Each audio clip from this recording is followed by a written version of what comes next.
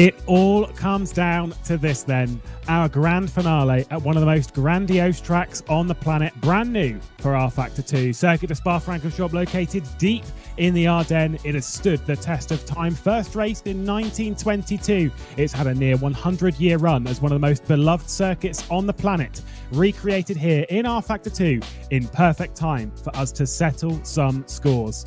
We will find out which drivers are going into the playoffs to get into GT Pro, which drivers will be getting their automatic transfer to GT Pro, and of course, who will become our series champion.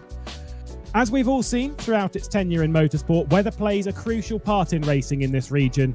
Always be ready for a downpour, and today it seems very much the same way. An 85% chance of rain through today's entertainment. I'm sure this will make some drivers very nervy indeed. None more so than those at the top of our standings, just 8 points separating the top 3 drivers, all 3 from different outfits. The drop scores are sorted, the championship is balanced precariously on a knife's edge, and we are ready to go. It's time for round 6 of 6, the finale, our battle in the Ardennes, in the rFactor 2 GT Challenge Series, powered by VCO Live here on The Race. And as it's been for every single round of GT Challenge so far, it's myself, Lewis McLean, alongside me, the ever-trusty Aidan Millward. Yeah, it's great to be here at a brand new track for rFactor 2, a track, as you said, that's loved the world over, especially in this particular category. It's a bit shorter than how it used to be, a little bit safer at the same time, but still there's that big chance of rain, as you saw maybe in the late 90s, particular open wheel event here won by Mr. Damon Hill. The rain can really play a part at this track, so yeah, strap in, it's going to be a brilliant one.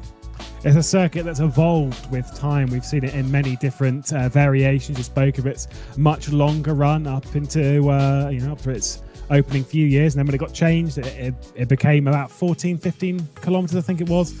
And then changed again in the 80s and became effectively the circuit that we know and love today. Focusing on today, we can see there how this is all basically working out, what we're playing for. It's the road to GT Pro. The top 5 from GT Challenge, the standings this evening, will move automatically into GT Pro. And of course, we find out who becomes our GT Challenge Series champion. Between P6 and 10, they go into a relegation playoff. More on that later in the broadcast. We'll get through into that. And then, of course, how that works with the GT Pro drivers. And with all of that to play for, if you're a driver on the grid, Aidan, the last thing you want, realistically, it could be rain. You don't want it. You just kind of want a nice balanced round, especially if you're in sort of like 6th, 7th, 8th. You just want a nice, comfortable round to get you through. Yeah, some people are going to be trying to work out, because nobody knows when the rain is going to come during the race. It could be raining at the start and potentially dry out, or it could be wet all the way through. So do you set the car up for 100% rain? Do you set the car up for dry and hope it comes late? Yeah, nobody knows. So if you're at the top, you probably just want to drive and stay on the track. But those that are a little bit further down, they've got more to lose, sort of. So they might want to try and push harder. It's all going to... It might go badly for some people, but hopefully nobody has an accident that potentially loses them a spot in this split, or a spot in the higher split for next season. Of course, there you go. You can see it. Season 2 relegation, 1st of February 2021. So we'll hopefully be seeing you in the new year and see which 5 other drivers will progress, who can stay in GT Pro, and how that one will play off before Season 3 begins, potentially in March. And I'm sure we'll be very much looking forward to the 3rd season of GT Challenge, as well as the 3rd season of GT Pro, which was wrapped up last week. For now, though, our focus on Spa. You say it's a difficult circuit to set up for in the wet, dry conditions. What do you go for when we're sort of in this middle bit? Who knows? It's a hard circuit to set up for anyway.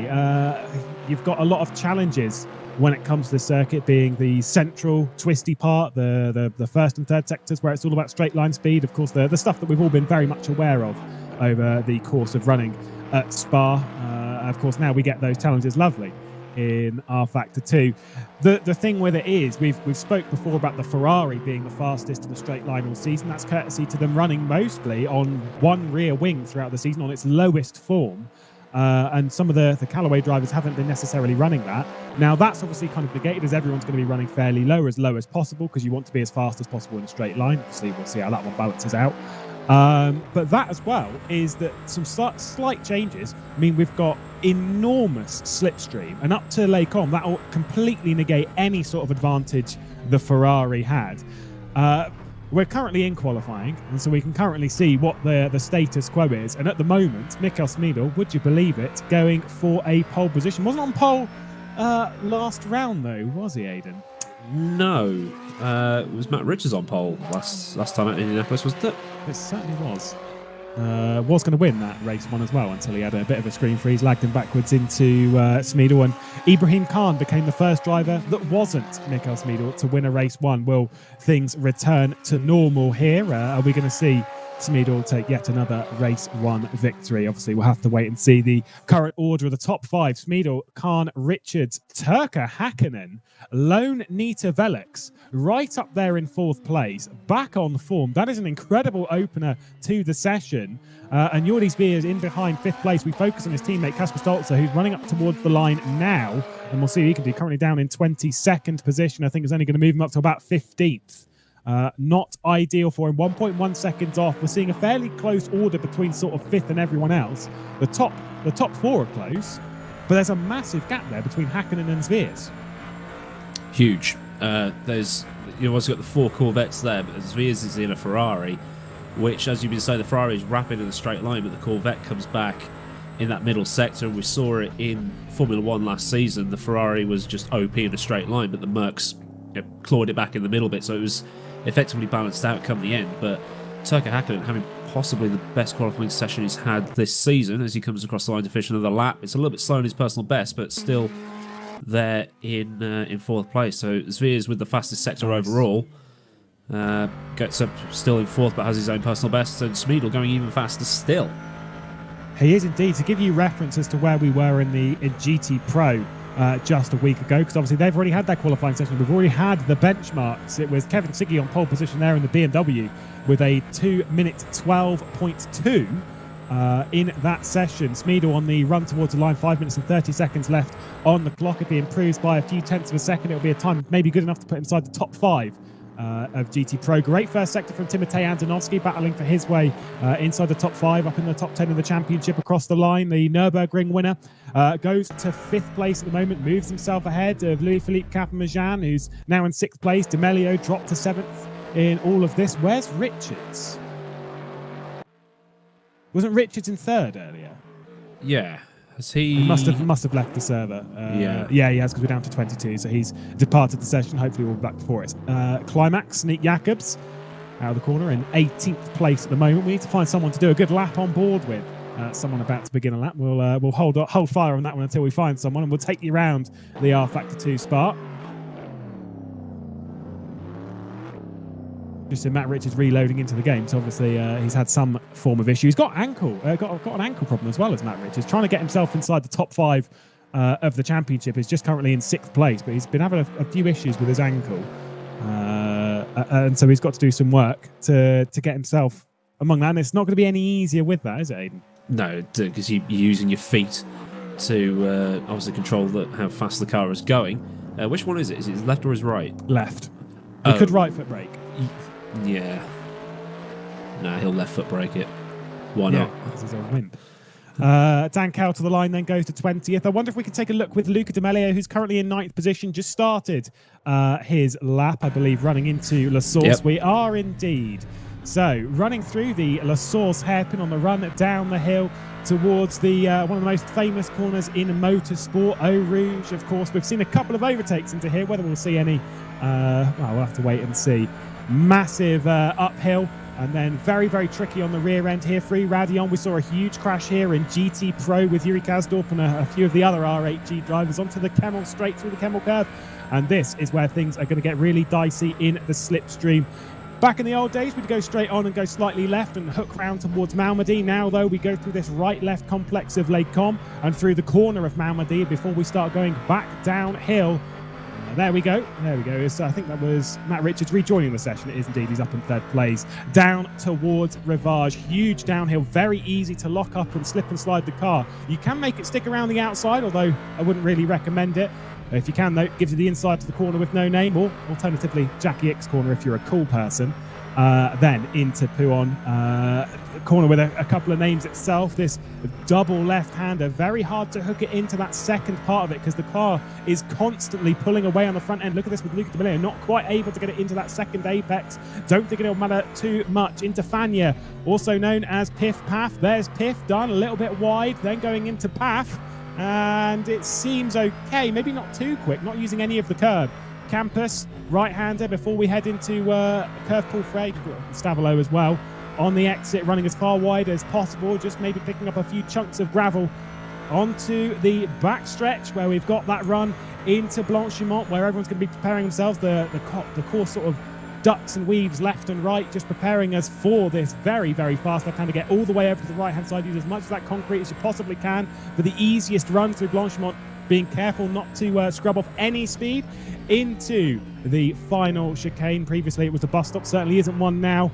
Find that lazy second apex on the exit, power it up, and then run towards the line. It wasn't a great second sector, though. I don't think the third one's really much home to write home about. It certainly isn't. 13.6, stays 10th.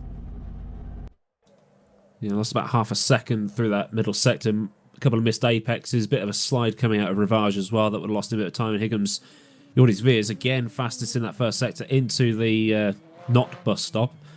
Some would say this portion of the track has ruined the flow of the older layout from the 90s, but he comes across the line.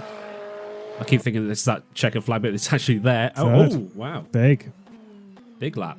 Nice lap there from Jordi. Matt Richards just messaged me saying, I don't know where that lap came from, as he is now demoted down into fourth place. The final laps of the session, it seems like it's an already guaranteed pole position from Mikkel Smedel. Yet another one, the form book being returned to normality. Paul Auguste Lana late onto the server for Volante Racing a little bit further down. That's not a great great first sector, or particularly a good middle sector, but at the moment he is 22nd, and the penultimate position on the grid, Andrea Terzi, the only one directly behind him into that final chicane. Only a few drivers out on circuit at the moment, as we've got 36 seconds left in the session. We'll move over as soon as the timer hits 0. Paul Auguste Lana to the line. And there he goes, 21st, so he moves up an extra position ahead of Dan Kell, who's doing a terrible job there. It's unacceptable for someone who was so good at Spa in the WTF1 Spa Invitational. No, I'm joking, of course. He's doing his best. Bless him. Mikkel Smedel to the line. Purple first, purple second. Where's he going to go with this one? Obviously to pole position, but by how much? A 12.3. That would put him fourth on GT Pro. Massive lap there from Smedel. Juan Carlos Fernandez trying to get inside the top 10, and does so. Bumps D'Amelio outside of it. Giancarlo Velarde doesn't get to finish his lap because he was a bit too late. This is how it works. Once that timer gets to 0, that's it, you're done. So Field's going to go into a warm-up, but there is your starting grid. Mikkel Smedel on pole by nearly 4/10 of a second for Ibrahim Khan. Great outing for the Zancho driver. Jordi's Veers, very good lap in that Ferrari. Then Matt Richards in a Callaway, followed by Turka Hacken in another Callaway. That 4th, 5th, 6th grouping, very, very close. Absolutely, and of course the groupings being that are very, very close when it comes to our championship. And for Luca D'Amelio, who is currently in contention for the championship, only going to be starting in 11th place. He's third, just 8 points off championship leader Jordi's Veers, who's going to be starting this race from third, about ready to get underway for our opening race of the evening. 15 minutes ahead of us as always. The format remains the same, 15 minutes sprint race, then the top 10 reverse their way into a 45-minute feature. I'll very quickly discuss with you the standings so that we're up to date and aware as to what's going on as we look at the points of interest of this brand new circuit in rFactor 2, and what a tricky place it is to go racing. Everyone will be on the edge of their seat, I am sure. As I explained in the cars. In the actual email to you guys, you should do 150 kilometers an hour until sector 3, then slow down and go on pit limiter. So 150, please. There we go, Jimmy Allison, as always, interrupting the broadcast. Thank you. Of course, just giving his directions to the grid. We've got, because it's such a long lap, they're not limited to just 80, although we've already had a crash on the formation. I think we may have to see a little bit of a reset. Not sure what happened there, but in-game, Juan Carlos Fernandez just had a couple of issues into La Source, so we'll hold fire on that one. Not too sure myself. Let's talk through the standings, though, Aidan, before we get to the grid. Jordi's Veer is currently leading by 8 points from Smedel and D'Amelio. Everything's super tight at the top end. Yeah, very, very tight. It can all change at this race, as we saw Yuri Kazdorp wiping out in spectacular fashion last week.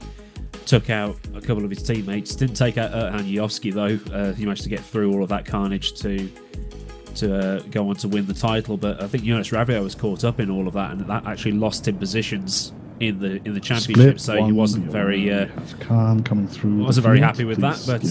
But these things happen. Up into his position. We saw in BTCC a couple of years ago, in Dan Kamish overheated his brakes and crashed and lost the title there. So when the title is this close, it just makes everything that more exciting. Especially with a circuit like this. It's currently dry, but we are expecting rain. It was 85 to 90% the chance of precipitation throughout the second race, and I think we might see that one a little bit later. Of course, we saw a damp race 1 back in Indianapolis and a very wet race 2.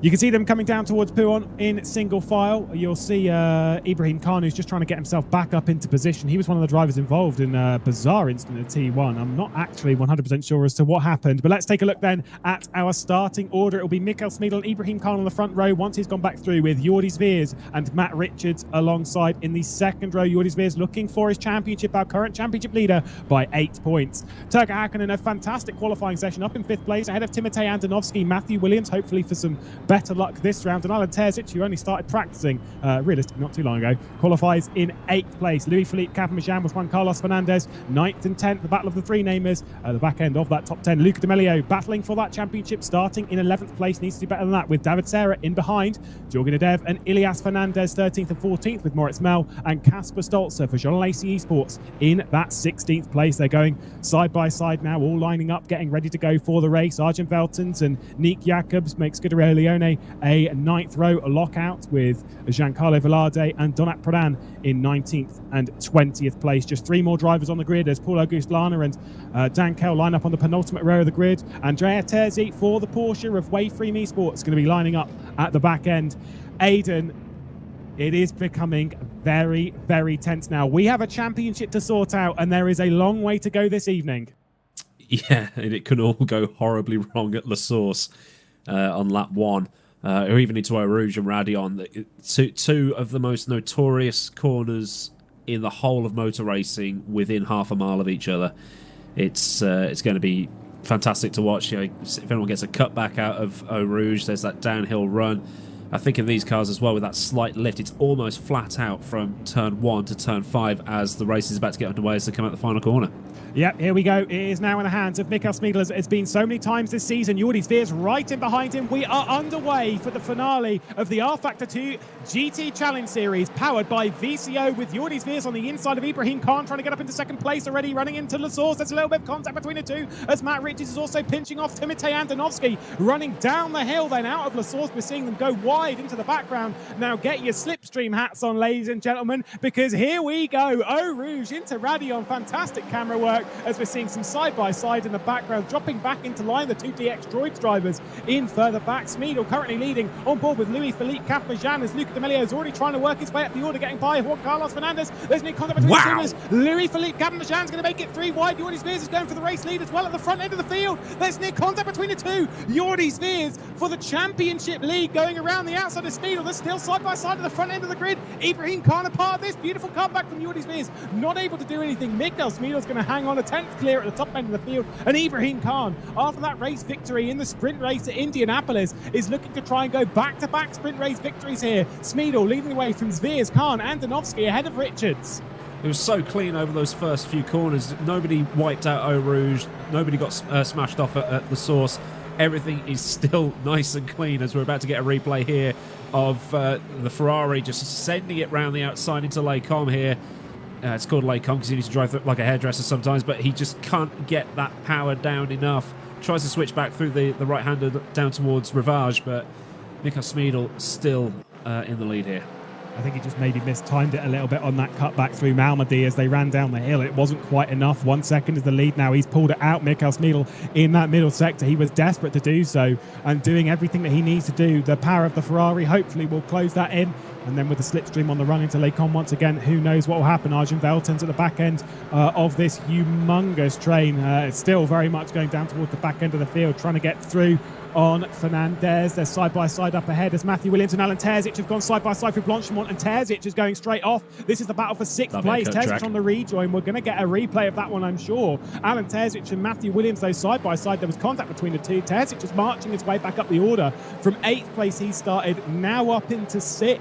Going to try and assist his teammate at the front end of the field. Smeedle, fastest lap of the race. Oh, we've got some contact in the background. We've got massive contact. There's 2 DX Droids drivers off. This is Nürburgring Eat Your Heart Out as they come together in the background. What has happened here? This is car rejoining at the back. That's David Serra. Probably see what happened. Maybe just got a tap on the rear quarter panel to spin him round, but he's driving a bit slowly here.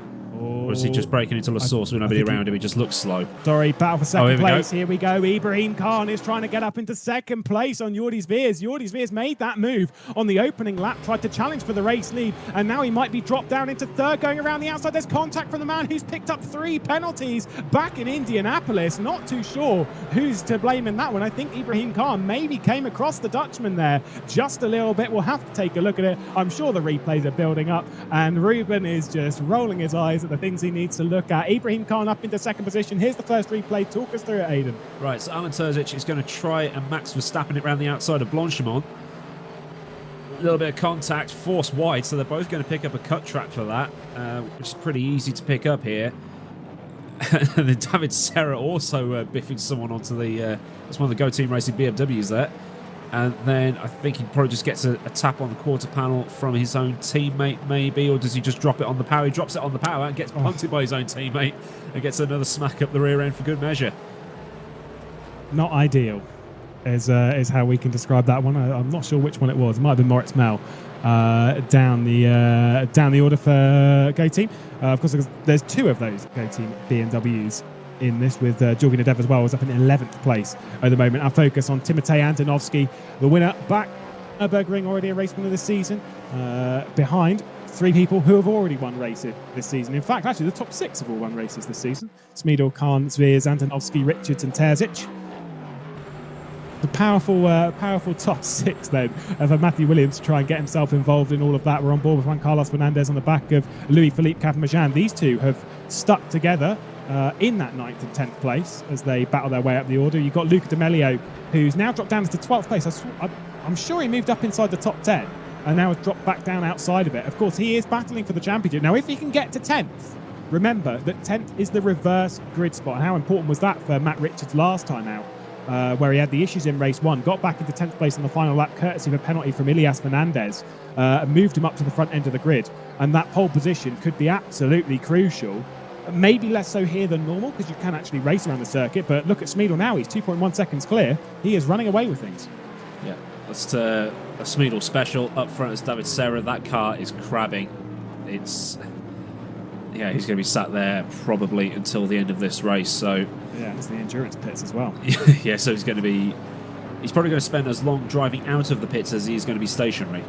It is a long pit lane here at Spa, using the endurance pit lane, courtesy of the amount of cars that we've got here, just to make sure that everyone's got a grid box to themselves, as is required here, because as much as we all do have teams and stuff, you don't really want to be sharing the same booth, as we saw some issues in GT Pro. Those issues solved here. Luca D'Amelio in 12th place, as we've said, trying to get himself back inside the top 10. And directly behind him, one of his teammates, which is Kasper Stolzer, could do Jordi Zveers a massive favour here, because if Kasper Stolzer gets ahead of Luca D'Amelio and basically stops Luca D'Amelio from getting inside the top 10, it'll really help Jordi in the championship, because as much as Jordi's focus goes the way of Nikos Smeedle, who would arguably be the favourite, if you can remove one driver from that whole thing, it would help enormously with the focus, because then you only have to focus on one driver, realistically.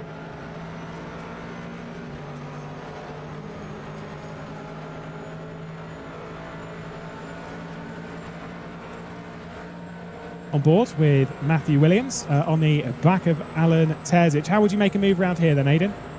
Well, from there, you wouldn't. You've got to get as close as you can through Blanchimont, and it's just so difficult with dirty air and things like that. As Luca D'Amelio sent it up the inside of Georgi Nadev. He's going to have the outside line for a bit of Was that a clutch kick? But he's managed to drift his way into 11th. But it could easily come back to bite him in the second phase of this run outside of La Source down to Rouge and Radion. A few bent panels on that Corvette in a minute. Yeah, Kasper Stolzer also trying to get involved with that. He didn't get by Jorgen Dev, and the run down the hill, we've got the three namers almost going side by side ahead of all of this, as Louis-Philippe Capamajan and Juan Carlos Fernandez were battling for 9th position on board with Kasper Stolzer in that slipstream of the BMW. This could be bad for Luca Di Meglio. This could spell trouble for him into the slipstream, the BMW of the Callaway, and here comes Kasper Stolzer in that Ferrari. Slight defensive move from Luca Di Meglio. It's not going to be enough, though. The power, the slipstream of that Ferrari going to be enough to send him all the way around the outside into Les Combes, and it is done. Kasper Stolzer has got ahead of Luca Di Meglio again. How much could that work in the favour of Jordi Spears, just stopping the Italian from getting inside the top 10? We've seen some issues from Kasper Stolzer this season, and hopefully will be doing himself proud and doing his team proud for Jean Lacey Esports. Of course, there are a few splits coming in that camp after today's race. Mohamed Patel, who's no longer racing this evening, is departing for BS competition, as is Alan Terzic. And I know that Alan in this is vying for one thing, and that is to try and get his teammate and good friend Jordi Spears a championship. It's like a lot of work. Talk us through this, Aidan. All right, so Jakob's coming up to the bus stop here. Hard on the brakes. There's a bit of biffing and boffing. And, yeah, bye-bye Corvette. And hello, free positions. Always love a good freebie. It's DDF Racer who loves he loves freebie. He loves saying it. He'll always say it on the broadcast. As soon as something's gone wrong, Daniel D. Finney will always be like, freebie! So that's what I always shout now. I'm channeling my inner DDF Racer when I'm throwing it around. Jordi Spears under pressure then from the Macedonian. Oh, see you, Matt. That left foot is starting to struggle. Of course, said it earlier in the broadcast, Matt Richards with issues to his left ankle. Obviously, the foot that you brake with, having a bit of issues with that. That is definitely crippling him to some degree here, whether it's through his pace. Although, speaking of being crippled, Jordi Spears running straight on La Source, getting into the slipstream now of Timotej Andonovski. I think that was just a mistake by himself, but I don't think it will cost him too much. Let's take a look at the replay, Aidan. So, Richards... the car just didn't stop. I think they didn't lose anything from it. A double action of braking a little bit too late and braking a little bit on the curb. Let's see how long it takes Jordi Spears to get back ahead of Timotej Andonovski, and that is your answer. Not long.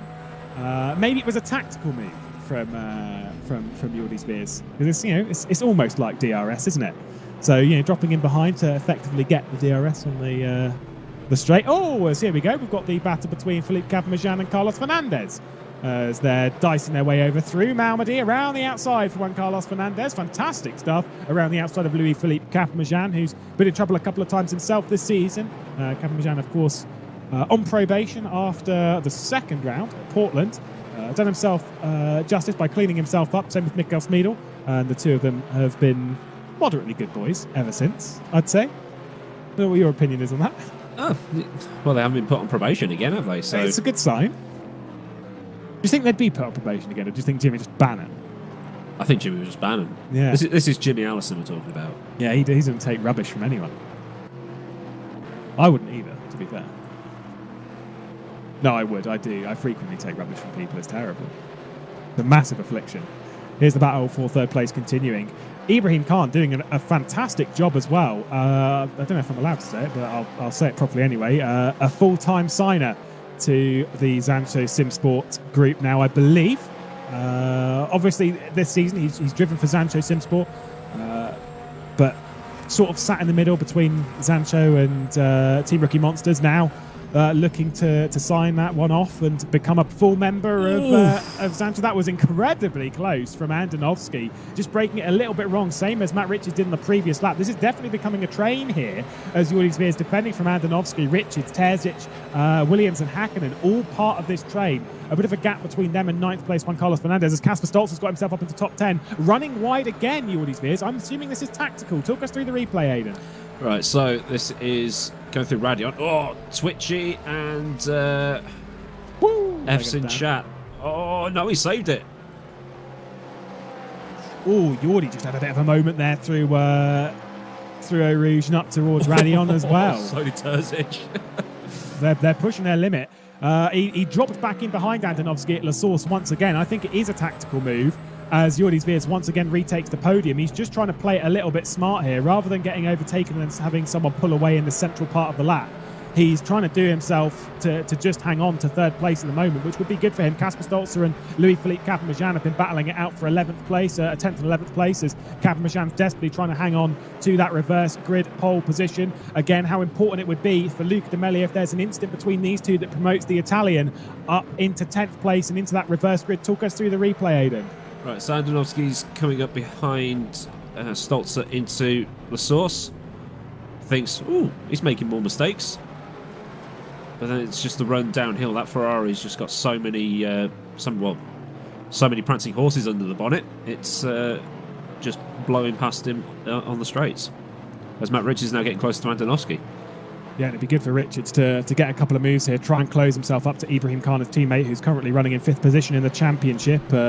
And how desperately Matt Richards wants to promote himself into that top 5 so he doesn't have to go through the relegation. It's going to be a bit of work for him, though, with that busted ankle. On board with Matthew Williams, with Turka Hakkinen and Alan Terzic, who's dropped back a little bit. As Terzic, we saw him in 6th place. He's now dropped back into 8th. At the moment, as things stand, a minute left to go in the sprint race. We'll get another lap after this one once they cross the line.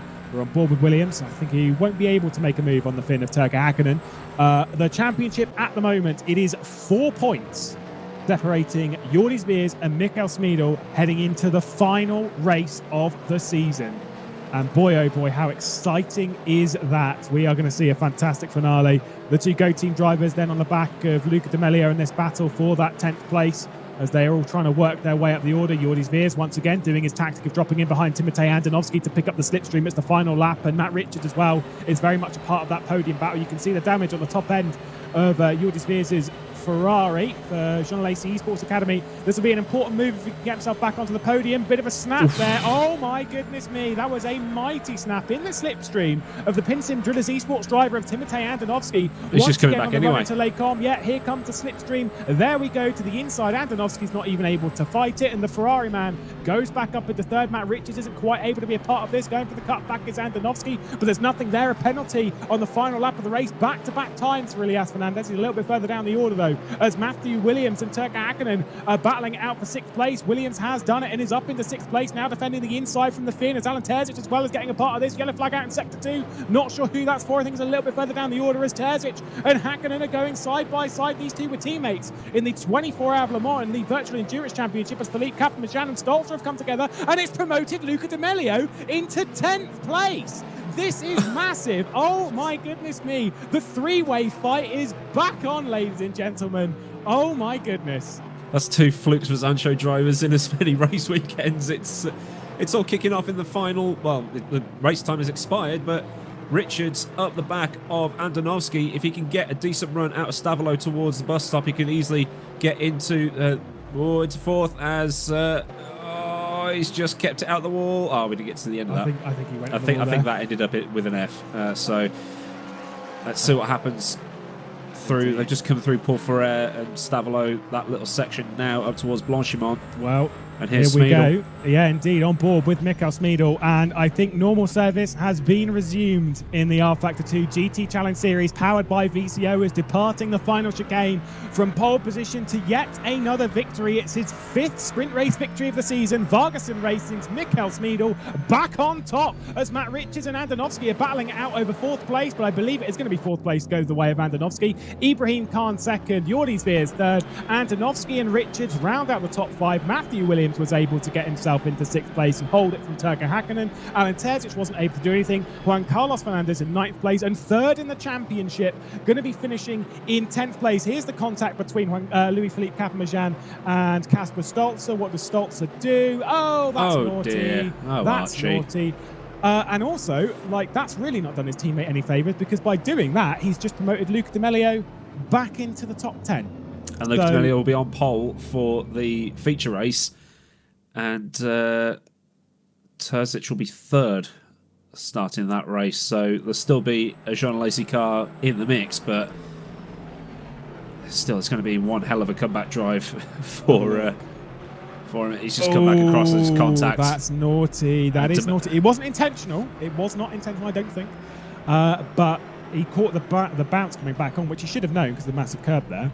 But that is very naughty from Casper Stolzer. It's another thing we've seen from Casper this season. It's been a little bit of a slap on the wrist, as we've seen from a few drivers in the GT Challenge Series. So, I won't bash him too hard on that one. Here's the finishing order provisionally for the sprint race here. Mikael Smeedel on pole position, winning the race rather, from Ibrahim Khan and Jordis Veers. This top 10, reverse it, and you've got your grid order for the second race. Antonovsky and Richards, Williams, Hakkinen, Terzic, and Juan Carlos Fernandez in 9th place. Luca Di Melio going to be reversed up into pole position. How important that could be for the Italian. If he can stay out of trouble, the championship is not out of reach for Di Melio. It really, really isn't. That main race, 45 minutes. And let's just be honest here, Aiden. We're expecting some rain. We are. We don't know when it's coming. Jimmy hasn't said when it's coming, so we haven't been able to tell. The weather god himself, Jimmy Allison. Weather god himself.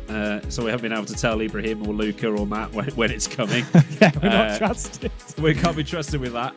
I think some of these drivers are going to assume it's going to rain at exactly the same time as it did last week. I don't think it will. I don't know either. Jorgen Adev finished in 11th place, just outside of that top 10. It could have been very, very good for Go Team if they'd have locked out that front row. The rest of the finishing order will be coming through. The weird thing is Ilias Fernandez is in 14th, who I think got moved down courtesy of the penalty arriving late. That's why he's sort of still up there, but he actually finished in 19th place in the end, not 14th. So that's why there's a bit of a number crunching happening there between 14th and 18th. I'm not too sure what happened with the weather, but we were having this discussion prior to it. Now, the thing is, when it comes to pitting around here, is that you're going to lose a monumental time if you come in and pit. Because the thing is if it rains and you come in and you pit, you go from slicks to wets. Now, in GT Pro, it took a long time, right? It took a very long time. In GT Challenge, we're running the endurance pit lane. So it's the one that comes around, goes through La Source on the inside, runs all the way down the hill, and then back up. Now, this causes problems for two reasons. Number one, it's a really long pit lane. Number two, if anyone was watching the WTF1 Spa Invitational event when this track was brand new a few weeks ago, we noted issues where drivers were speeding in the pit lane coming down the hill, because normally when you're in the pit lane, you tend to pick a high gear, you use a little bit less fuel, and also because it makes the car maybe sound a little bit better, it's less of a high pitch, I don't know. There's some science behind it. Maybe a bit less fuel, but really, it's super minor. I think people just do it because it's cool. The thing is, though, is that you need to be in a lower gear for the pit limiter to activate coming downhill effectively, because if you come downhill with the pit limiter activated in 6th gear, you aren't building up enough revs to limit the speed to effectively stop the car. Over. Exactly. And so people will speed in pit lane. Now, that will ruin your race, big style. Especially, because a drive through, I mean, what's the pit lane limit? It's 40 miles an hour, isn't it? Or 60 kilometers an hour. So just that in itself is going to take you at least a minute to get from one end of the pit lane to the other. I think we're in for a barnstorming final race here. It's going to be great. To give you a little update as to what's happened in the championship, I don't know if Alex Siebel has updated our little spreadsheet, but I've got another one here anyway, just in case. He has. Oh, good boy. He's very fast, isn't he? It is indeed 4 points between Jordis Veers and Mikael Smeedel at the top of the championship. 690 points for Jordis Veers, 686 for Smeedel. And then Luca Di Melio, who is being reversed onto that pole position, is 18 points down. Now, it's 35 points for a victory, so it's possible, but you'd still need a bad race from the likes of Smeedel and Zviers if Di Melio is going to win this. The top 5 in the championship being Zviers, Smeedel, Di Melio, Alan Terzic, and Ibrahim Khan. I don't think that will change, because they're 16 points clear of Matt Richards, who's currently in 6th place. I don't think the top 5 will change. I think those top 5 will remain. We'll obviously have to take a look when the race is finalised. And then the rest of the drivers inside the top 10, Matt Richards, David Serra, Matthew Williams, Timotej Andonovski and Casper Stolzer. Those are the drivers that are all heading into the relegation playoff race, the battles between 6th and 10th. But Louis-Philippe Capamajan is now only a single point behind Casper Stolzer in all of that. Aidan, we are poised for a fantastic final race. Yeah, and it could just take one of those. I mean, if if Ibrahim Khan drops off the track and Matt Richards gets a decent finish, that 16 points can be overhauled pretty easily. And then it'll be Matt Richards in that 5th spot to go up automatically as opposed to going into a playoff. So, yeah, strap yourselves in. It's going to be a phenomenal 45 minutes, especially with that rain coming in. And we don't know where it's going. And it's going to cause some large issues when it comes to Eau Rouge, Radion. It's a very tricky section at the best of times, especially battling with people. But in the wet, it just doubles down on its difficulty. We're about ready to get underway for the final race of the season. The main race here at Spa, round 6 of 6 in the rFactor 2 GT Challenge Series, powered by VCO Live here on the race. And we have a championship to settle. Who's going to be coming out on top? 4 points separating the top 2 in it. Realistically, 5 drivers are still up for the championship. It's still technically possible. It's between Zviers, Smedel, D'Amelio, Alan Terzic and Ibrahim Khan, the top 5 that are looking to book their place in GT Pro, the 3rd season of it. Of course, after this, the season is technically done, but we've still got those playoff races when it comes to the 1st of February to decide which other 5 drivers will be joining the GT Pro grid for season 3, which should begin in March. Boy, oh boy, I don't know. Words escape me on this one, Aidan. I think I think there's something looming on the horizon that's going to really, really throw something up in the air with this race. I'm hoping we don't have a Brazil 2008 moment where it happens at the last corner or something like that. But it's going to be a case of best driver wins, I think. So many stories to talk over in the final round here. Of course, Luca D'Amelio, part of Zan's show. There's been a little bit of issues behind the scenes in that camp with D'Amelio. Hopefully he stays on and, hopefully he can do it in the best way possible. Alan Terzic, we already know he's departing Jean Alesi Esports Academy. He's going to be starting this race from 3rd. And that departure off to BS competition, he seems to have enjoyed the move. He's already started that move, what would, I guess, effectively in the real world be classified as gardener leave or whatever it was called. He's off, already starting his duties for BS competition and ready to depart the Jean Alesi Esports Academy. I think for him, it's been a long road because he's raced with these drivers when it was Singularity and obviously a few of them in Hydra, and then moving over to Jean Alesi. He's now officially departed those friends and stuff that he's been with. But I think it's about time that we take a look at the grid for this final race. And I think, Aidan, we're in for an absolute treat. Although we're getting a restart, so that's fine. Never mind. Ignore that one. I was going to really build up into that, but it's a solid no out of 10 from me. What happened there? Oh, God knows. That'll only come from our race director, where we get our information. I think we've just had it. Oh, fantastic! We're just we're just having a couple of technicals. I mean, this just adds to it, Aidan. This just really adds to it. Having a couple of gremlins. It's scripted tension.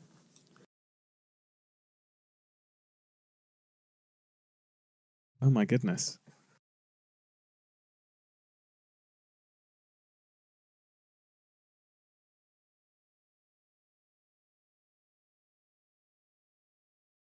This is simply unacceptable. All right. Got our race producer, Jimmy Allison. There we go.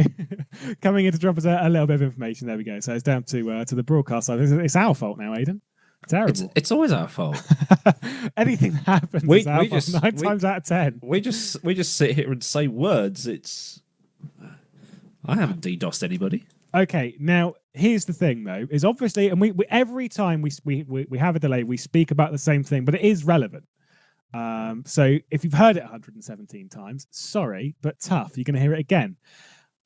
How does this affect the driver's mindset when it comes to this? Because you're getting ready for a final. You've already done part of the formation lap, which is almost part of like you're getting ready for the race. You've now had that preparation ripped from you. And you start again. How's that going to affect the mentality heading into the final race for season? I think some words were said. I think the second of which being sake, because they're getting ready. They want to go. They want to get on with it, and things like that. And it's just like, I've got a delay now, and I need to be going. I need to go.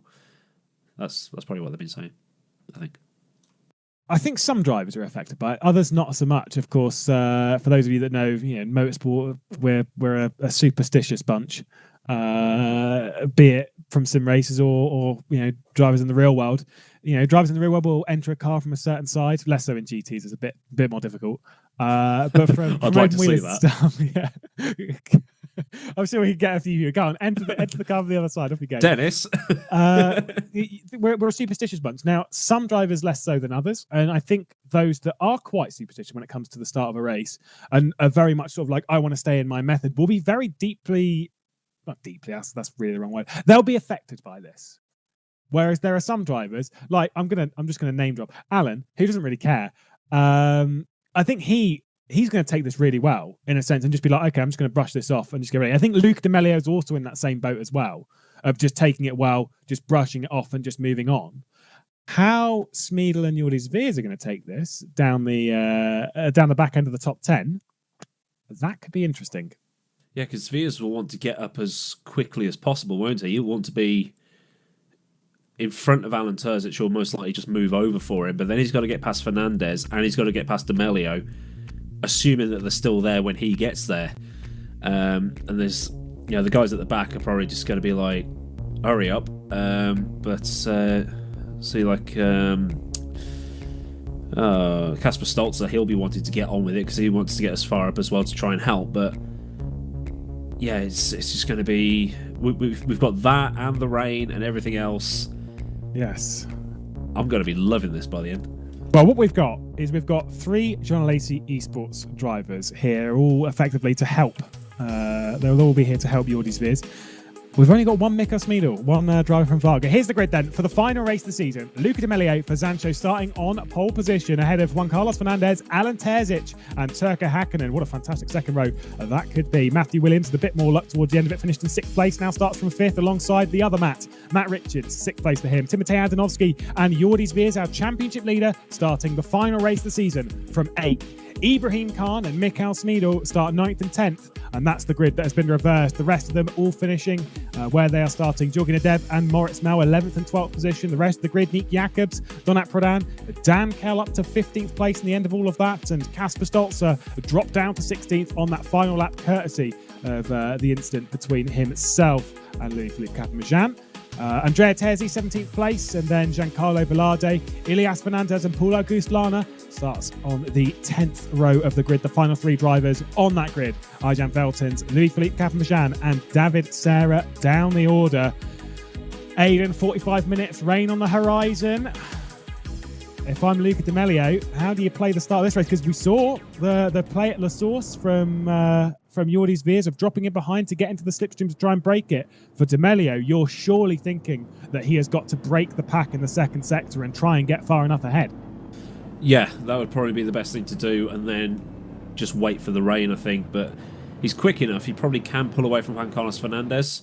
I'm not knocking his talent level, but Alan Terzic is definitely quicker than Fernandez. Hakkinen might get up into the podium spots by the end, but it's between...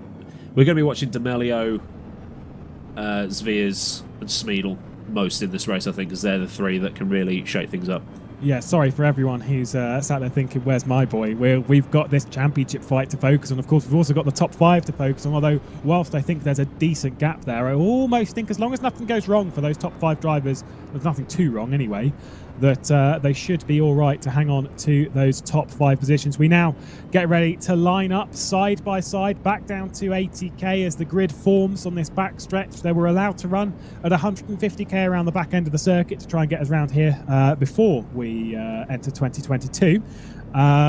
So we're up to 150k. We're back down to the standard 80.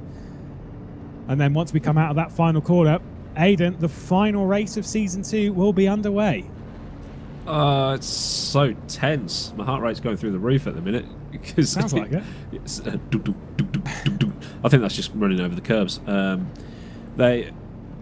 It could all go wrong at turn 1. It could go wrong at Eau Rouge and Rally. It could go wrong at any point around this track. It's like a smaller Nordschleifer. It bites, and when it does, especially with some of these high-speed sections, if you're in a wall, that's it. Your race is done. So I don't want anything bad to happen in this race. I want it to end cleanly and have the best finish to Season 2 we can. let's hopefully get the best race to end our season. We'll have to wait and see. D'Amelio departing through the final corner. I think he might have already gone. No, he hasn't. He's still holding it back up. Alan Terzic is dropping it back in line. Yeah, I was going to say, out of the chicane, he should already do so. Crossing the line, though, getting ready to start. 45 minutes on the clock. We are about to get underway for the final race of the second season of the rFactor 2 GT Challenge Series, powered by VCO, led across the line by Luca D'Amelio. Alan Terzic has already got up into second position as Matt Richards is trying to mount a challenge to get himself inside the top 5. Jordi Svee is already marching up the order, is now coming down the hill side by side with Matthew Williams, looking to try and get himself up inside the top 6 already, and he's done so. Fantastic stuff from him. Now the slipstream battle happens. We're looking backwards from Luca D'Amelio, and look at that speed from the Ferrari man of Alan Terzic. Here he is into the slipstream. He's already dethroned Luca D'Amelio when it came to that Portland race, and he was victorious there. Heads to the lead already here. Now Juan Carlos Fernandez is being passed by Turka Hakkinen. There's contact between the two of them into Lake Com. Our top 5 at the moment being Alan Terzic, Luca D'Amelio, Juan Carlos Fernandez, Turka Hakkinen, Matt Richards. Now as Timotej Antonovsky and Matthew Williams are going side by side down the hill through Malmedy into Rivage. Turka Hakkinen's trying to make that move stick. It might have opened the door as well for Matt Richards ahead of this as well. They're still side by side. Matthew Williams dropped down into 8th place as Antonovsky muscles his way up into 7th. The order goes single file through the corner with no name, and we are underway proper. Yep, no crashes, all good stuff. Terzic has opened up probably about half a second over D'Amelio. Carlos Fernandez another 6/10 or so further back, so that's fine for those two up the front. Now we're looking on board with this is Matt Richards' car, staring at the back end of Turka Hakkinen's Corvette. See what happens here. See if he's had a couple of painkillers for that foot. There's Khan on board with at the moment with Smeedle ahead. Smeedle's only 9th place in all this, so he's only got by Ibrahim Khan, whilst Jordi Svee has already made up a few positions. He's already in 6th place.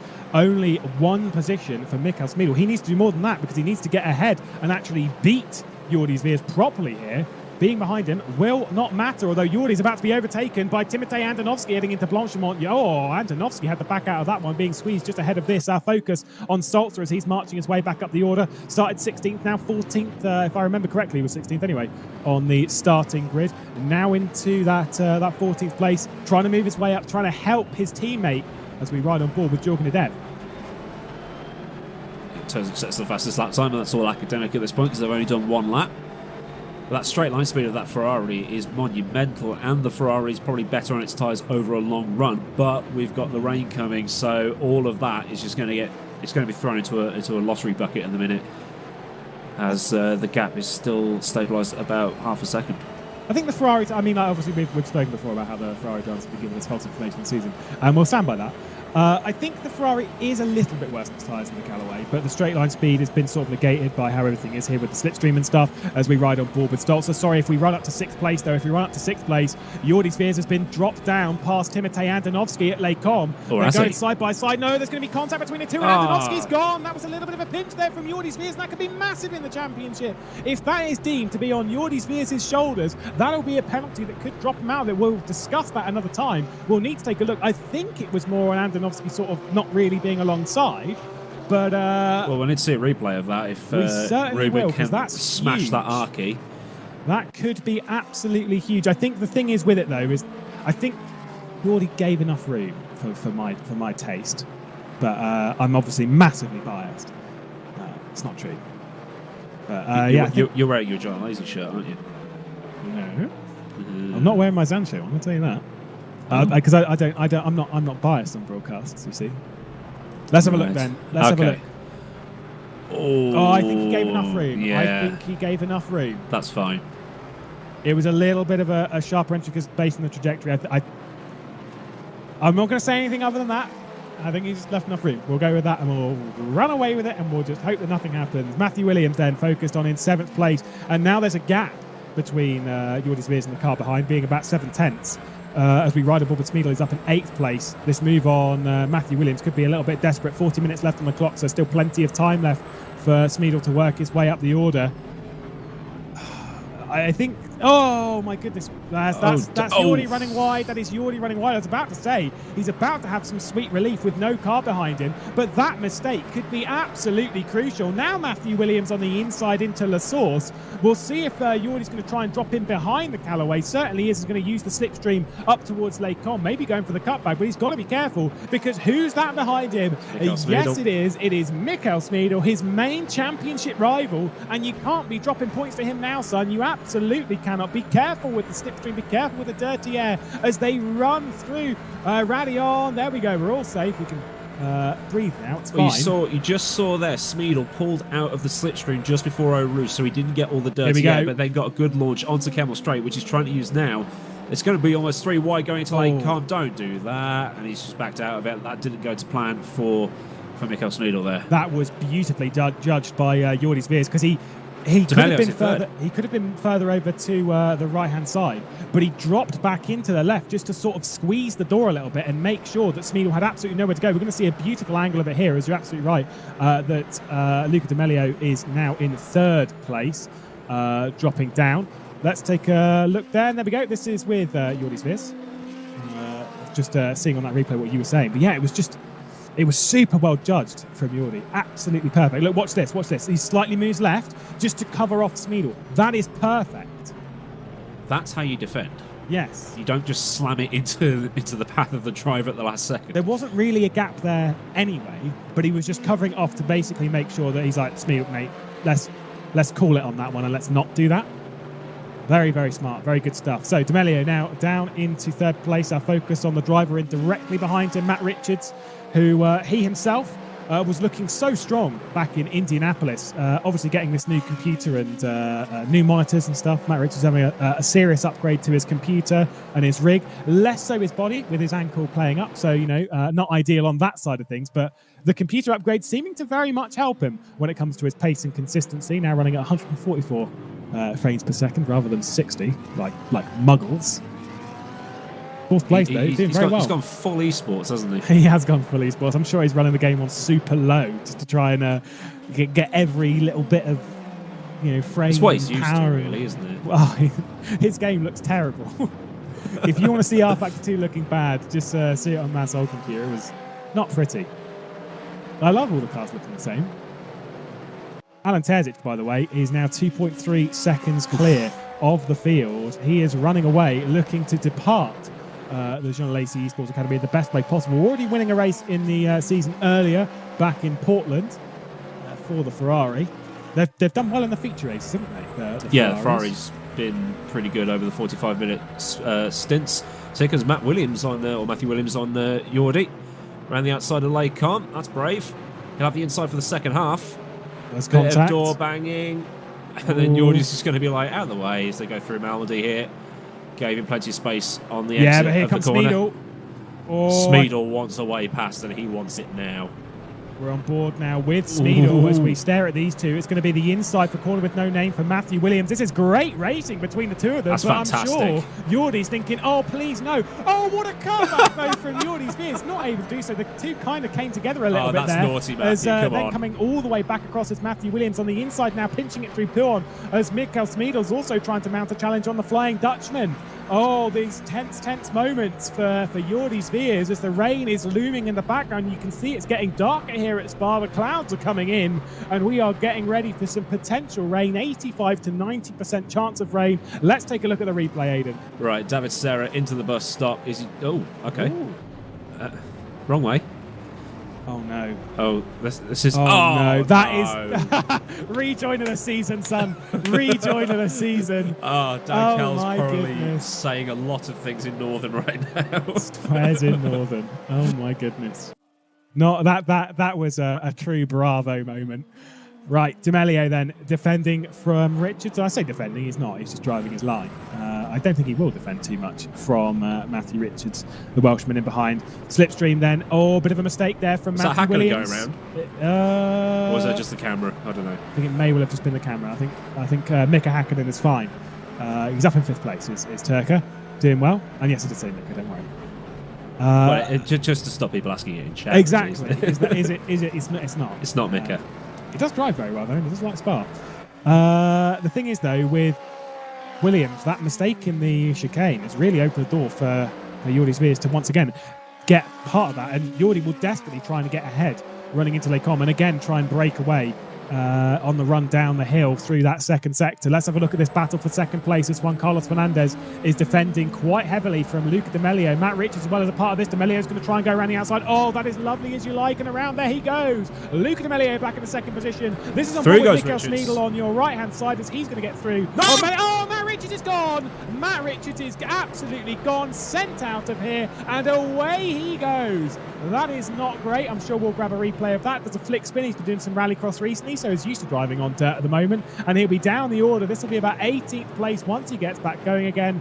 We'll have to take a look at that with Juan Carlos Fernandez as to whether there was a pinch or whether it was just drifting out of the corner, whether it was contact. Well, definitely contact. But wow, that was a bit of a moment. And in all of that, Jordi Spears has now been promoted up into 5th place. Mikkel Smeedel has now been promoted up into 6th place as he got by Matthew Williams into Lecom. We saw that on the right-hand side of your screen.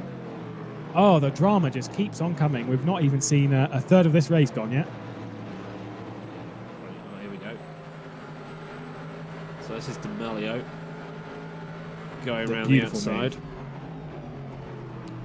And that's Richards in behind having a sniff.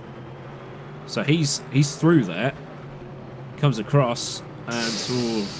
Oh, okay, so Juan Carlos Fernandez absolutely wasn't there. And I don't think Matt Richards particularly gave him that much room either. But, yeah. Judge on that where you will. Juan Carlos Fernandez definitely wasn't there, though. That is not an overlap, Sonny Jim. Right. If you're Jordi Spears, what do you do? What do you do? Because he's going to have to defend hard from Smeedel. Let's have a look then on board with Juan Carlos Fernandez. Let's see what the overlap was like from his angle. Non-existent. Non-existent. Yeah, that's not an overlap. Sorry, son. If I was Matt Richards, I would be swearing in Welsh. There we go. We're getting them all out from the Zancho drivers. Or he was going to put a British flag on the rear wing of his Callaway, so maybe he's trying to be English now. I don't know why he would though.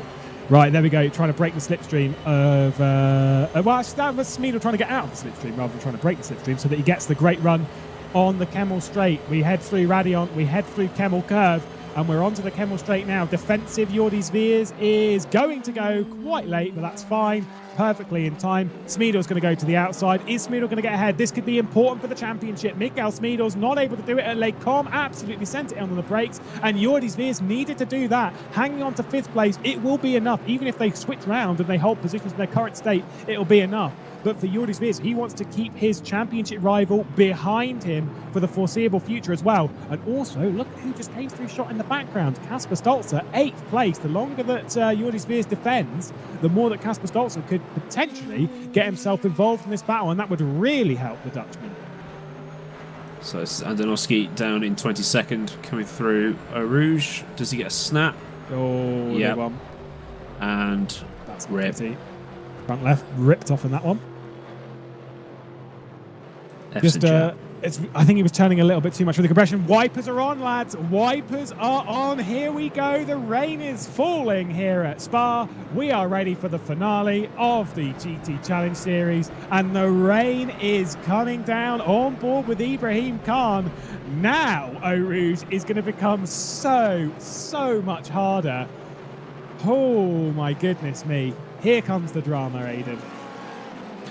Yeah, now it's down to the setups. Is that Ferrari running very low downforce or not? I don't think it is. It's not really seemed to. By the way, P4, Jordi Spears has got onto the back of Juan Carlos Fernandez, now into the chicane. Not going to make a move just yet, but it could be very, very important for him to do so and get a car between himself and Mikkel Smeedel. We look further back in the pack as the BMW just trying to squeeze of Jorge de Dev with Louis-Philippe Capamajan in behind, who's marching his way up the order. Great drive as well from Donat Prodan as well. Up into 13th place. Here's a replay. Talk us through it. Right, so Mikkel Smeedel into La Source. And it's just down the hill. Pulls out of that slipstream again, just to save on the dirty air. Then gets back into line for the left, then the right. A little bit of wiggle from both cars. Whoa, that was a big one from Jordi. That was a big one from Jordi.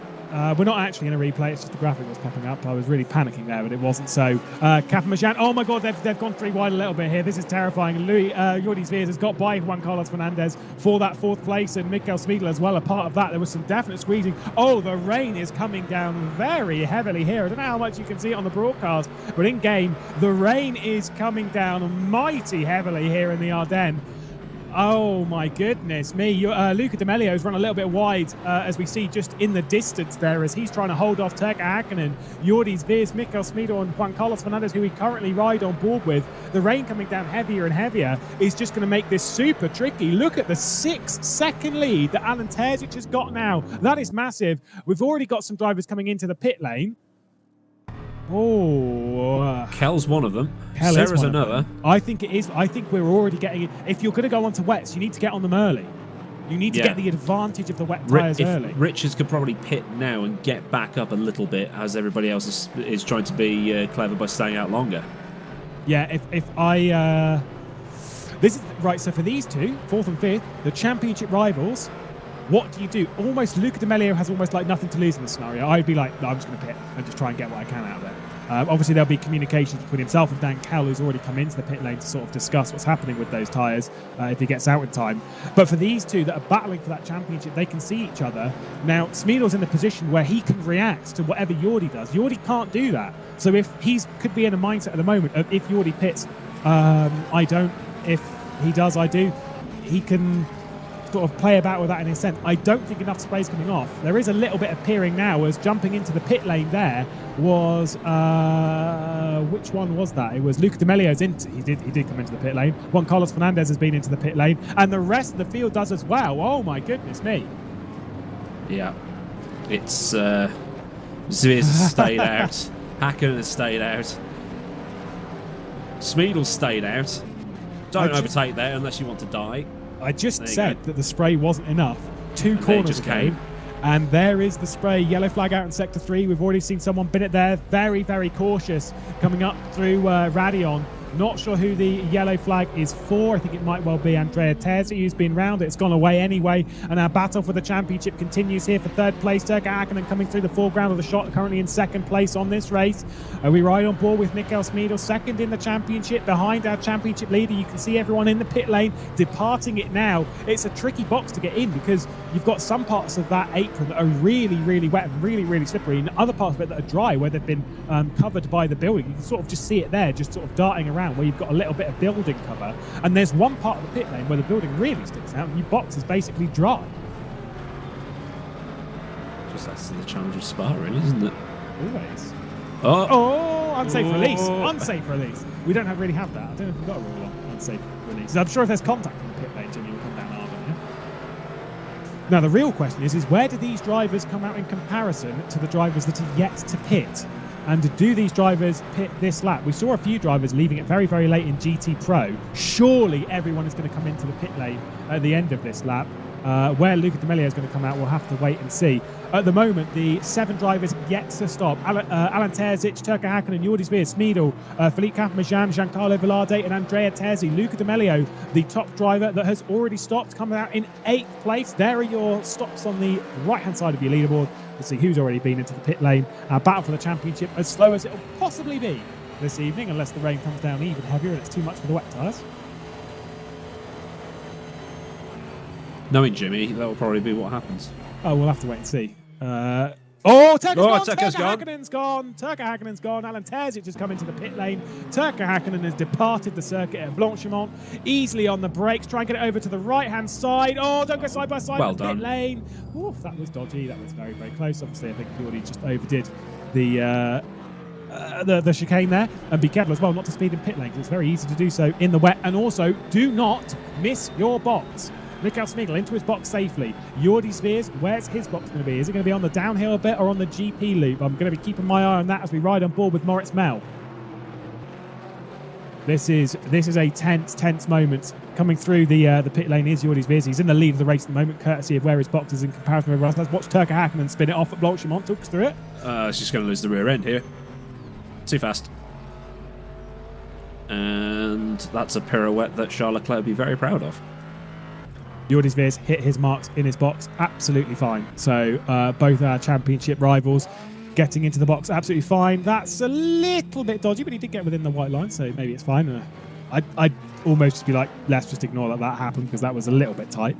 And was naturally going to happen as everyone switches their way onto the wet tyres. Alan Terzic is already coming through the pit lane now. Smeedle is coming out. Where's Jordi Veers? He's going to be coming out just... Oh, they're side by side in the exit pit lane. They are side by side. Smeedle and Jordi Veers on the run down towards the hill. I think Smeedle's got to back out of this one with the two of them, as he's the one slightly behind, although maybe you could argue the precedent of the fast lane, etc., etc. Oh, we're going to be tight on the exit there. Close. That is so tight between the two of them. Be careful leaving pit lane. Luca D'Amelio, in comparison to Alan Terzic, where's he come out? He's closed the gap. What was a 7-second lead is now only 2.2 on the run down the Camel Straight. These two have lost a little bit of ground, but not too much. Everything seems all right. Matthew Williams has moved his way up into 4th place. Smeedle already trying to attack Jordi Veers on the run into Lake Con for the first time, as they're trying to figure out what's even going on with these tyres. Oh, look at that. Casper Stolzer as well, a part of this battle. Where did he come from? Now the Jean Lacey Esports Academy is working, and Casper Stolzer absolutely a part of this battle to help his teammate. This has gone better than good for Casper Stolzer, as he's so close to Mikael Smeedle. He can almost read the part number on the back of that rear wing, but just gets a little bit of a drift and manages to get a good run down the hill towards Jackie X Corner, No Name Speaker's Corner, whatever you want to call it. And then the test of front end grip as they come towards Pouon here. Or double gauche, or whatever you want to call it. I don't speak... would it be French? French, I don't want to offend. Flemish, I don't want to Dutch. offend anyone. But Ed was telling me. Oh, Andrea that's a wobble. Terzi. Andrea Terzi, who's still on these slick tyres, by the way. Let's have a look at that. Andrea Terzi is staying out as long as he can on these tyres. Definitely too far, and he's now going to have Jordi Veers down the inside, as he's going to run right off at Stavolo. Not ideal from him. He's going to drop him behind Casper Stolzer, and now getting involved in all of that. Ibrahim Khan is the next one to get delayed. We're riding on board with the Porsche driver. You see Ibrahim Khan come through on the right-hand side of all of this, delaying them all a little bit, just trying to get back into the slipstream and judging it to a millimetre of perfection. Oh, Smeedle and Veers running into Blanchimont in the wet. Jordi Veers is going to hang on, but running way, way wide. The two battling for the championship are fighting hard here at Spa. And we are properly in the thick end of this, halfway through the race here in the final round. Oh, and Stolz has received a bit of a buff there from Ibrahim Khan. Got to be careful, Khan. He's not under probation, but I think he's received a large slap on the wrist from our I don't want to call him race director, because he's like, okay. Doesn't like broadcast director. We'll go to race director. Oh, there's contact! Smeedle's round! What? Smeedle has gone. Absolutely. Oh my goodness. I wonder if that was contact between himself and Casper Stolzer. Smeedle has gone, and the championship goes the way at the moment of Jordi Veers in 4th place. Huge drama here at Spa. And there's Stolzer. He's going to be missing the wall by inches.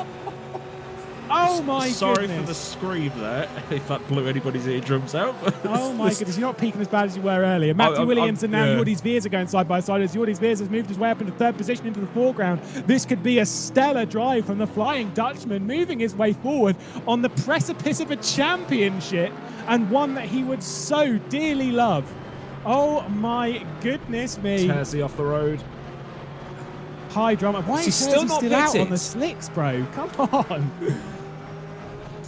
Oh, Matt Richards, 21st and last of the runners. So that pit lane is not happening. Right, let's have a look at what's damage.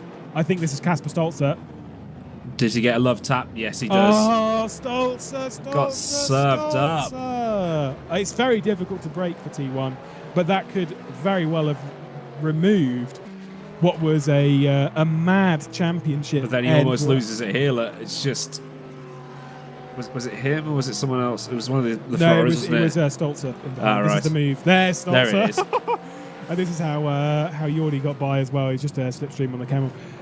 Oh, the drama is coming thick and fast as Andrea Terzi is about to be passed by yet another load of the GT Challenge contingent. Now in 9th place. Mel was wonder if he was going to try and go around the outside there, but wasn't able to do so, as now it's sort of affecting battles no. for the top 10. Andrea Terzi, someone needs to get on the blow. He's not required to come into the pit lane, I'll say, so there's nothing against what he's doing, but someone needs to get on the blower from Wade from Easels and be like, bro, you need to get Are you off aware this. that the track is wet right now? They're not right. Yeah, can you not see these puddles? There we go, getting through towards Blanchimont. Oh, I would not want to be on the outside of Andrea Terzi into Blanchimont. Oh, I would not want to be on the outside of Andrea Terzi into Blanchimont. See you, mate. Ilias Fernandez getting a penalty in the final moments of race 1's. Now on the inside of Andrea Terzi, trying to get his way through. Is he going to pit? And Smeedle... He's not. He's not. Smeedle, though. Smeedle is right there. He's in 12th place, trying to work his way back up the order, Aidan. I think... I don't know what... Oh, he started on wets. He is actually on wets. They're going to be absolutely rinsed. Yeah, they're going to be done, son. No wonder he's not doing very well. They are going to be like 3,000 degrees. Apparently, yeah, the call is that he started on wets. That's why he's not pitted. I'd say they're definitely slick now regardless. You've worn away the tread pattern on them. They are gone. By the way, from Jordi Spears getting past Matthew Williams, he's gone. He's like 2 seconds clear, or a second and a bit clear. He's absolutely flown away. Here comes... Terzi's going to have a bit of a go into Lacon here. Nope, maybe not. I don't blame him. I don't think he's got the grip. Just pit. He needs some fresh slicks. Yellow flag out. Ilias Fernandez has gone. See ya. That's the yellow flag that's out. Oh, Dan Kell as well. Oh, Dan Keller's crashed at Radion again. He's not doing so well there in a Corvette in recent months. It was very, very fast in Spa Invitational, as we see some side-by-side running down the hill as Donat Prodan was trying to get by Nick Jacobs. 14th place for Jacobs, and then Prodan 15th. On board with Jorgen Adev in the BMW, maybe looking down the inside into the corner with no name, but decides better of it. I don't know if Dan Kell hit the barrier at Eau Rouge. He certainly did in... certainly did in the Invitational. But left that one with high hopes because he had some very, very good pace that day. Yeah, he was keeping up with people like Terzic and Yovsky on merit there, so he's there we just go. lost it. And that's very similar to what happened to him. Bonk. Oh, it's a little. It's a love tap. It's similar to what happened to him in the Spa Invitational, but in that, when he started sliding, it gripped up left and he went straight into the barrier. It was quite a hefty crash for the young man of the north. Yellow flag out in sector 2. It's Argent Feltons. Argent Feltons has gone on the exit of Stavilo. There he is in the background of shot. We're dropping like flies here at Spa. 17 minutes left on the calendar as we're ready to wrap up the season. Whoa. I don't really know what to say. This is Smeedle getting up another position. He was in 11th, and to the easiest way he'll make a move all afternoon, up to 10th place as he's marching his way back up the order. Unfortunately, I think to no avail. I think he's definitely going to struggle to get himself a championship to date, with Jordi Spears running in that 3rd place. It was always going to be difficult. Because the points margin. Too much curb. I think it's too much throttle. Too much curb and too much throttle, but... And away he goes. Doing the points is GT Pro driver Mr. Alex Siebel, trying to rush them in as fast as possible as we watch with Ibrahim Khan. Kasper Stolzer getting through into 5th place on Ibra. Now outside of the top 5, race winner this season, Ibrahim Khan, obviously in race 1 at Indianapolis, the first race 1, and thus far the only race 1 to not go the way of Mikael Smeedle as the GT Challenge Series has progressed here in that final round. As things stand in the championship at this very moment in time, let's talk you through it. Jordi Spears will be winning the championship. As things stand, 11 points clear of Mikael Smeedle. Luca D'Amelio, Alan Terzic and Ibrahim Khan all remain in their positions inside the top 5. There's the moment from... Oh, that's a big one. That's a huge one. Disco. He's gone. The other drivers, though, inside the top 10. Although it's Turka Hackeman's position. Oh, yeah, Turka's been moving his way up the order. He's only a couple of points outside of a potential playoff race position. At the moment, it's Matt Richards, Matthew Williams, Kasper Stolzer, David Serra, and Louis-Philippe Capamajan, the drivers inside the top 10. Although with that incident from David Serra, it won't change anything because his points are already put in. But that might change something. Oh, here we go. He's going to absolutely. He's going to take to the air. Watch this. Where's the sausage curve? Oh, boring. He's got some air. Still a little bit. I don't think he quite realised that he's not got a rear wing, but decides then to pit. That's smart. Sorry. That's... Oh, dear. GT Challenge, you have offered up some... I can't wait for Season 3 now. Some good memories across 2020. Of course, cheering up the world in a not-so-great year. I think Turkka Häkkinen, someone needs to tell him, by the way, mate, if you start moving up positions, you could get yourself into the top 10 playoff, as he's getting by on Ibrahim Khan and now moves to a point maybe outside of that, and then maybe not. Could be in the slipstream, though. Could get by Ibrahim Khan. Pace is looking good for Turkka Häkkinen this weekend. The lone Nita Velic's been abandoned by Herman Stocky, who's had issues himself, like personally, and Rory McDuff, I think, has been busy with education. So, you know, prioritising education over sim race unacceptable, as they're running side by side down the hill. This is not going to end well. This is not going to end well. But Turkka Häkkinen, Ibrahim Khan's lifted out of it. That's a smart idea. Yeah. Especially after he's in trouble. He's learned. He's learned. We're not going to have the round table sitting down with him talking about what he did wrong this round. We gave him some tough love for that. But he certainly did. It's helped. It's amazing the man's still part of the team. Poor boy. Definitely received the thick end of things in all of that. Oh, damn. Oh, no. Oh, go on. Oh. Slide through. The like gates an automatic door. Yeah. He's gone into Asda. Oh my goodness me. Other shops are available. In the thick end of the spray, we focus down the order. 13th place, Donat Pradan. Find them in the mist. It is tricky to drive. Find them going around the outside as Jorgen Adev is trying to grab himself 13th. So that one might be a touch tricky to do so. Where is Donat Pradan in all of this? He's just stayed ahead, but only just. How good will it be for Jordi Weers to close in on Lucas Amelia, get a 1-2 for Journal ACE Sports Academy? And I said this before, it would be a nice way for Alan Terzic to depart the team, a 1-2 with his teammate. They've got 3 cars inside the top 5 at the moment of Journal ACE Sports Academy, in a very fitting way for Terzic to depart the team. Yeah, it would be nice for him to end on a high and take that momentum towards BS Sim Sport, is it? He's going BS to competition. BS competition. That's it. Get with it. God. Terrible. I am terrible. No comment from me. Mr. Award-winning commentator. No comment.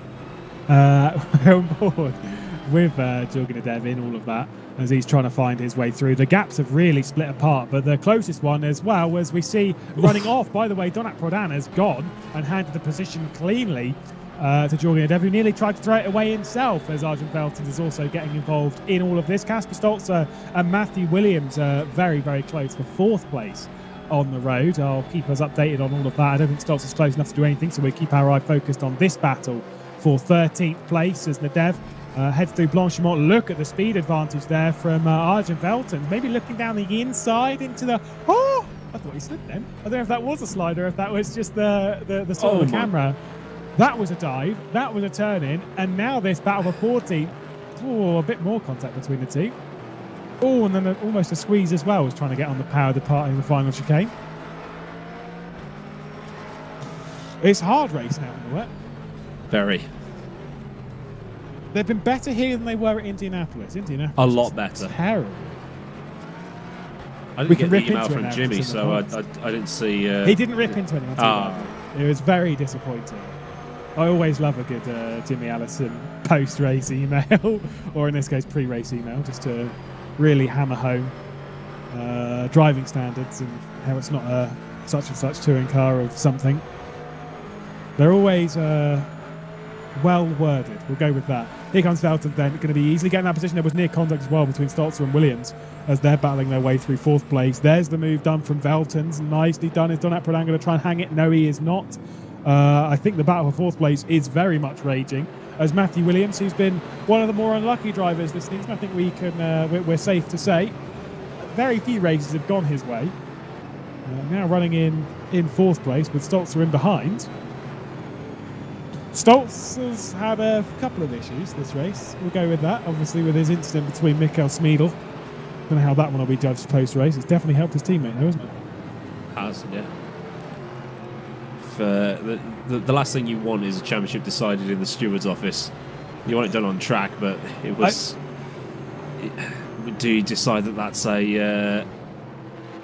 it's just avoidable contact or not? Well, I mean, at the end of the day, it wouldn't change the championship anyway, because Kasper Stolz would be the one receiving the penalty, not Jordi. Jordi's running in third, and that penalty would not move Smeedel magically ahead of Jordi, so it's not going to deal with anything on that. Also, I would say that Kasper Stolz did not make that move with any sort of volition. He wasn't doing it with intent to spin out Smeedel as Williams runs wide. Stolzer comes through. Oh my goodness me, that was close in the exit of Blanchimont. Turka Hakkinen as well is a part of this, and again, that could be so important for him getting inside the top 10. I believe he's just a single point outside of it, the Nita Velix driver, and they need some good news at Cetres Nita Velix, and it could be coming the way of the Finn of Turka Hakkinen. Kasper Stolzer then up into fourth place and all of that. Oh my goodness, here we go. It could be very, very crucial in the battle for the top 10 as well. And if we are expecting a penalty for Kasper Stolzer, that could move Turka Hakkinen up regardless. Let's take a look. What are the points? Turka Hakkinen is... Oh, he's a few points behind because Louis-Philippe Kaffmajans moved further up from where he was. So never mind, they'll ignore me. Whoa, look at that slide from Stolzer. Big one. No death, that's a good thing. Certainly is. As Jordi's veers about 4 seconds. He is closing the gap to Demelia, but not by enough for anything to change. 8.5 minutes left on the clock of the season. Here comes Turka Hakkinen. Oh, that was a dive and a half. I don't think... Matthew Williams was very early on the brakes there. I'll go with that. I think Turka Hakkinen was braking at the normal point. And Matthew Williams just dropped back right into the clutches of the Finn, firing his way through. Anti-lock brakes turned it to 11, maybe. Who knows? Talk us through this replay, though. All right. So, Ooh, no, you don't need to talk us through this one. The picture says 1,000 words here. It was a good moment there from Stolzer. We've seen less incident through there than I would have expected. Yeah. I know we were told quite heavily beforehand that we were going to see quite a few incidents into there. I think we've only seen a couple. Obviously, it's a tricky corner at the best of times, as we've said before, but in the wet, Aiden, it's going to make things much, much trickier, as well as everywhere else on the track. Yeah, yeah. You go into there when it's a bit damp, but you think, I can't go flat through here anymore. Give it a go, though. No, you'll crash, but... Yeah, but, you go out in style. As Alan Tez is trying to go out in style at the moment, just to part the rest of the field. It got down to 2 seconds. He's built it back up to 7. The gap that he had. What if it had stayed dry this race? How far ahead would he be right now? Because he has been dominant in this feature race as Terzic. He'll have to get used to driving BMWs though from now on, as BS competition being part of BMWs. He's jumped from Ferraris to BMWs. I guess with how Nita Velix and obviously Singularity, they like their Porsches and then Callaways, and he's jumping manufacturers. I think he's locked in now at BS. He's found his little home. He'll adapt. Ilias Fernandez and Donat Pradhan going side by side a little bit through Blanchimont. Space given from the Ferrari driver of Volante Racing. Now on the inside into the chicane, coming into things. Matt Richards on his march back up the order after incidents between himself and it wasn't Ilias Fernandez, it was from Carlos Fernandez. So hopefully he doesn't see Fernandez and just think, oh, I'm going to take this guy out. Not that Matt Richards would ever say that anyway, but all part of the meme, isn't it? Just report both of them. You'll do. Well, if Fernandez has anything to go by, maybe he'll pick himself up a penalty on the track anyway, because that's what he's done the last couple of races. Here's Smeedel then defending from Moritz Mel, marching. He's not going to be able to do so, that BMW of Go Team. Now back with Arjun Belton. So that's hashtag no bias. Jorgen Adev about to be passed by the Callaway driver. recently joined Split 1, did Arjen Velten to number 47, promoted after round 4 of the championship in our promotion relegation system mid-season in GT Challenge, and has done good things. You'd have to say he did very, very well at Indianapolis, and trying to carry that into here and maybe mark himself as a staple for GT Challenge for future seasons. Of course, everyone's got to re-qualify next season, I think. Except Pro. Oh, yeah, no, just for here. You should give it a go. Absolutely not. I mean, for anyone who's known me for any sort of length of time, they know that GTs plus me equals I'm fine, thanks. Not a GT driver myself. Not a fan. You can't hit people off like you can in touring cars. 3 seconds now, the gap between D'Amelio and Jordi Zveers. We might well see a Jean Lacey Esports 1-2. Could be a 1-2-3. You never know. Well, unless D'Amelio drops it, I don't think that's going to happen. And also, unless the stewards are very kind to Casper Stolzer, I don't think it's going to end. We've already seen the Jean Lacey Sports Academy 1-2-3 this season, because we saw it back in the Virginia International Raceway. It was stripped from us, courtesy of Tesvich's penalties. To say, by the way, I think this almost sounds like a negative. As we see with Veltons, I think he's going to back out of it a little bit here before trying to make a move. To say that Alan Terzic has had his fair few penalties on a couple of rounds this season. To say that he's running 4th in the championship and only 18 points off the championship lead, it shows how strong of a campaign that he's had this season, as Matt Richards is now part of this, trying to drift his way around the outside of That's Ilias a Fernandez. great move. That is beautiful stuff. Saw the gap, went for it. Fernandez is going to be able to hang around the outside of the chicane. Best drive, obviously, you know, in the wet. You want the straighter line on exit of the corner. Oh, see you, Arjun. That's quite a straight line on exit, although I don't think it's going to be great for him. Dropping that one. Pradhan, though, 15th. Matt Richards not able to do anything. Now in the slipstream. Only a couple more laps to go before we've settled the season. And I think Richards would dearly love to get himself up a couple more positions. I don't think he knows that he's particularly safe when it comes to things in the championship. He is very much 6th place in the standings. So he is going into that relegation almost as if, even if nothing else happens. Or even if something really dramatic happens. It's going around the outside. Veltons. Oh, there's contact. The BMW's gone. That BMW has gone. Arjen Veltons has gone. These two are going to be gaining a couple of positions. Here comes Donat Pradhan. There's the BMW of the Go Team BMW coming through all of this. That's 3 positions in 2 corners for Matt Richards. He also gets by Ilias Fernandez. Whoa. Well, we need a replay of that one. I'm sure we're queuing it up with rapid speed. Broadcast producer Ruben Carrera. I don't think he's... Is he going to want to show his car going into a wall, though? No. Oh, he is.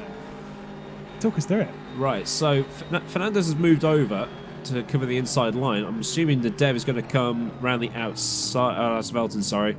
It's just that little bit of contact that sends him facing a man with a flag. The lightest touch. Turka Häkkinen. Turka Häkkinen's gone. Turka Häkkinen's gone. Oh no, after such a good drive, his chances of getting a top 10 of the championship have dissipated. Dropped down into 9th place after all of that hard work to move his way back up the order. The 9th place he's currently running. That is a huge shame, as now Alex Seabor's very quickly getting on the points. Power to him, he's doing very well with this. He's doing it so we don't have to. Yeah, absolutely. I've made my own spreadsheet to handle this, but don't need it. If let's get someone else to do it for free. Maybe this is what his PhD is. No, it's not PhD. It's what was he? His masters. Masters. Yeah, he's been a bit of a busy boy. As here Alex we go. Siegel. Matt Richards now trying to get by the Ferrari. Final lap of the race. Final lap of the season. We are heading on to 10.6 seconds. Alan Terzic is leading from good mate Luca D'Amelio. Now to the outside. Matt Richards trying to work his way back up this order after being spun off. Nearly being spun off again. Yeah, I was going to say nearly being spun off again, as he does take 13th position from Donat Pradhan. In the background, those two are going to remain side by side into La Source. There we go. Rip. See you, Donat Pradhan. And that was not ideal. Wheel gone, position done, race over. That wasn't great. That was so, Oh, I'm that's so, not great no, either. no, Oh my God. no. You've not got a wheel, son. Just Or a press wing. the escape key. Your time is done in the championship. I think Fernandez might be in for quite a large slap on the wrist after that one.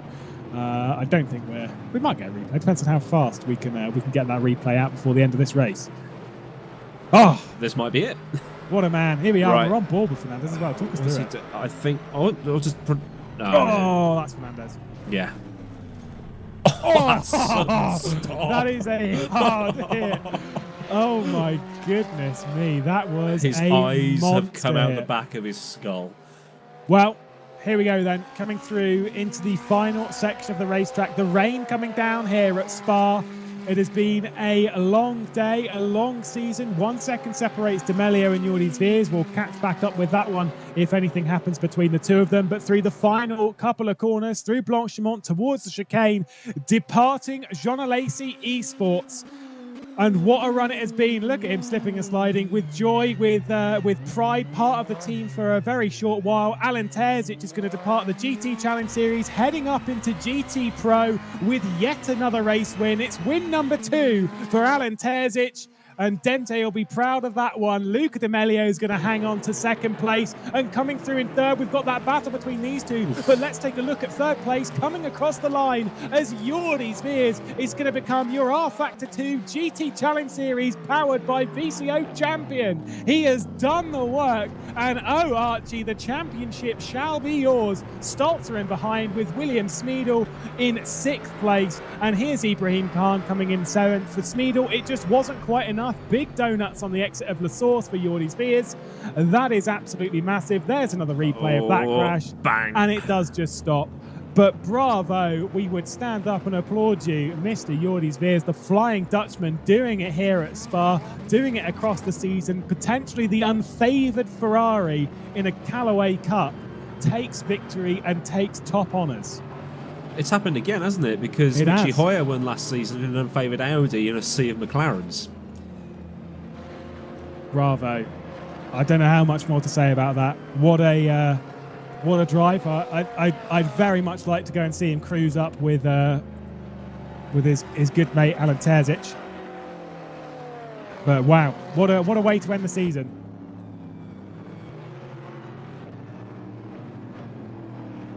There are no words. What an ending. What an ending. What an ending indeed. There is our race order, and there's the donuts in the background for our series champion Jordi Veers. Alan Terzic taking victory from D'Amelio, from Jordi, from Stolzer, and from Matthew Williams. So a good drive to get inside the top 5 for Williams. Smeedle only good enough for 6th after being spun around from Casper Stolzer. Then Ibrahim Khan, Moritz Mel, Turga Hakkinen, and Juan Carlos Fernandez. What a race. That was a good race to end the season on, I feel. Yes, there was that incident, but for the most part, that was a nice way to end the season, putting to bed the fears that it might be a little bit dangerous considering the season we've had. Yeah, it was entertaining from start to finish for the whole hour or so of racing we had. You can see the slow-mo donuts in the background. Alan Terzic taking a dominant win. So watch out for him next season in GT Pro with a new team and a new car.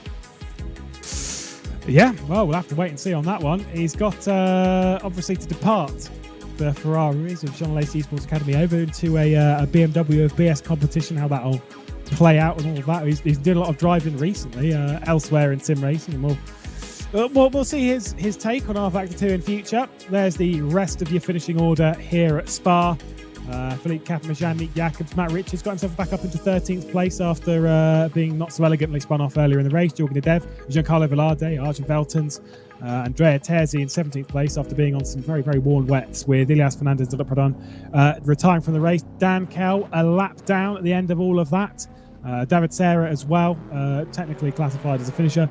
And then Timotei Antonovsky and Paul Auguste Lana, our final few runners.